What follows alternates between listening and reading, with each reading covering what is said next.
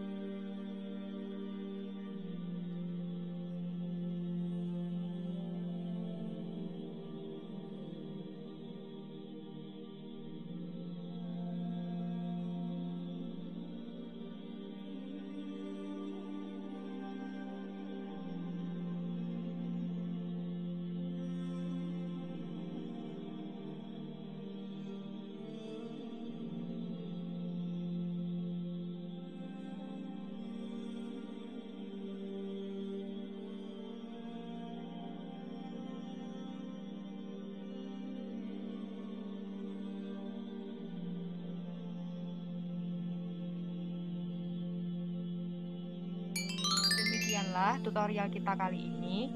Jangan lupa like, subscribe, dan nyalakan tombol lonceng. Semoga bermanfaat. Assalamualaikum warahmatullahi wabarakatuh.